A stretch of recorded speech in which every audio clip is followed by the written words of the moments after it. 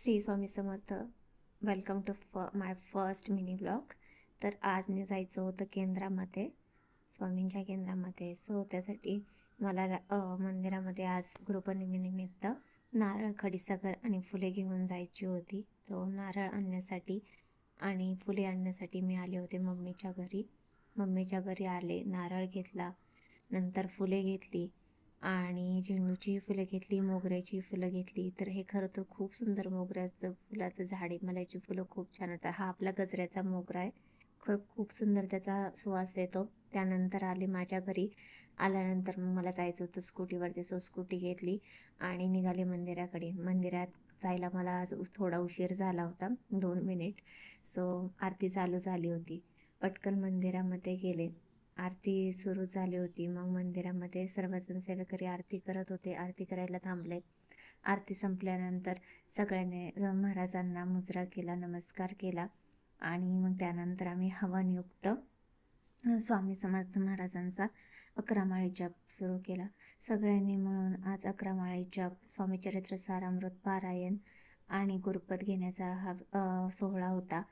तर आम्ही सर्वांनी मिळून स्वामींचा जप सुरू केला आणि सर्वजण खरंच जप करताना खूप पॉझिटिव्ह फील होत होतं. एक वेगळीच एनर्जी जाणवत होते आणि असा हवनयुक्त जप खरंच खूप छान वाटतो करायला. समर्थ स्वाहा. श्री स्वामी समर्थ स्वाहा. श्री स्वामी समर्थ स्वाहा. श्री स्वामी समर्थ स्वाहा. श्री स्वामी समर्थ स्वाहा. श्री स्वामी समर्थ स्वाहा. श्री स्वामी समर्थ स्वाहा.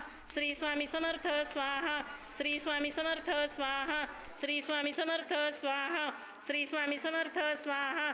श्री स्वामी समर्थ स्वाहा. श्री स्वामी समर्थ स्वाहा. मंत्रजप झाल्यानंतर सगळ्यांना गुरुपद घ्यायचं होतं. त्यामुळे सर्वजण पुढे येऊन स्वामींचा आशीर्वाद घेऊन नारळ, खडीसाखर ठेवून गुरुपद घेण्यासाठी बसत होते. गुरुपद घेताना स्वामींना अक्षता, फूल, गंध, बेलपत्र, तुळशीपत्र वाहिलं आणि हातावरती पंचामृत घेऊन प्रार्थना म्हणून स्वामींचं गुरुपद घेतलं. तर खरंच खूप छान अनुभव होता. तुम्ही गुरुपद घेतलंय का? कधी नक्की कमेंट करून सांगा. घरी आली आहे. आपण आता जसं पारायण वगैरे केलं. सो आता म्हणलं मंदिरातून रिटर्न आली आहे तर देवाचा आशीर्वाद घ्यावा. तर नंतर स्वामींचं दर्शन घ्यावं. मग घरी आले, स्वामींचं दर्शन घेतलं.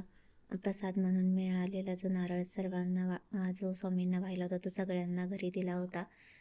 तर तो नारळ घरी आणला प्रसाद म्हणून खाण्यासाठी. तो ठेवला. त्यानंतर स्वामींचा चरित्र सारामृताचा ग्रंथ होता, ज्याचं मी आज पठण केलं होतं, त्याचंही दर्शन घेतलं. तेही स्वामींपुढे ठेवला आणि स्वामींचं दर्शन घेतलं. आणि संध्याकाळी सत्यनारायणची पूजा केली होती मी, पण त्याचा शूट करायचा राहून गेला. तर असा होता आजचा माझा दिवस. आजचा दिवस पूर्णपणे भक्तिमय झाला. खरंच खूप छान वाटतं. स्वामींना मी फुल आणलेलंही पाहिलं होतं. तर असा हा माझा आजचा दिवस. हा मिनी व्लॉग तुम्हाला कसा वाटला नक्की कमेंट करून सांगा. हा माझा फर्स्ट व्लॉग आहे. तर तुम्हाला कसा हा माझा फर्स्ट व्लॉग होता. तर माझा फर्स्ट व्लॉग तुम्हाला कसा वाटला नक्की कमेंट करून सांगा. चॅनलवर नवीन असाल तर चॅनलला सबस्क्राईब करा. भेटूया अशाच नवीन ब्लॉगसोबत पुन्हा एकदा. तोपर्यंत थँक्यू. बाय. श्री स्वामी समर्थ.